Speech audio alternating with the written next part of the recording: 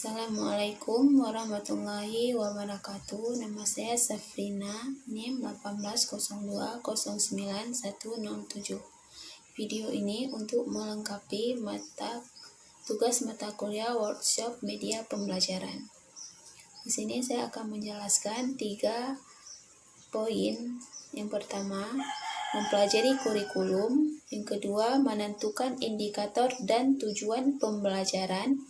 Yang ketiga, memilih dan menentukan LKPD. Poin yang pertama, mempelajari kurikulum. Kurikulum adalah perangkat mata pelajaran dan program pendidikan yang diberikan oleh suatu lembaga penyelenggaraan pendidikan yang berisi rancangan pelajaran yang akan diberikan kepada peserta pelajaran dalam suatu periode jenjang pendidikan. Fungsi kurikulum secara luas adalah dalam rangka untuk mencapai tujuan pendidikan. Kurikulum merupakan alat atau usaha untuk melengkapi tujuan pendidikan tersebut. Tujuan pendidikan tersebut diantaranya adalah tujuan nasional, yang kedua tujuan institusional, yang ketiga tujuan kurikuler, dan yang keempat tujuan instruksional. Poin yang kedua yaitu menentukan indikator dan tujuan pembelajaran. Indikator adalah perilaku yang dapat diukur atau diobservasi untuk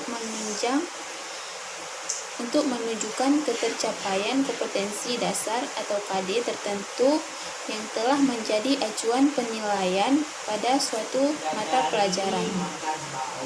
Ketentuan indikator ada 6. Yang pertama yaitu indikator dirumuskan dari kompetensi dasar untuk memahami lebih jauh.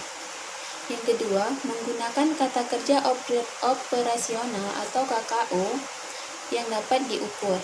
Yang ketiga, dirumuskan dalam kalimat yang simpel dan jelas dan mudah dipahami.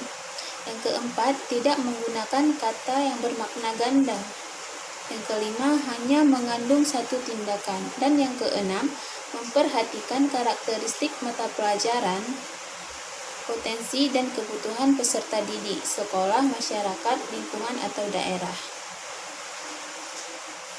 Tujuan pembelajaran.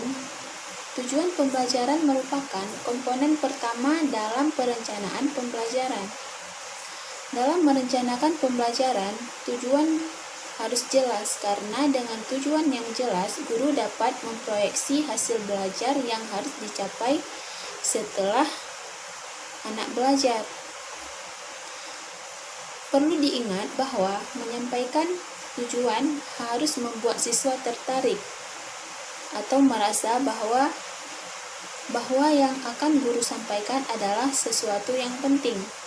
Penyusunan tujuan pembelajaran sangat penting, artinya dalam rangkaian pengembangan desain pembelajaran, hal ini nantinya akan menjadi acuan dalam menentukan jenis materi pembelajaran yang akan digunakan dalam proses pembelajaran.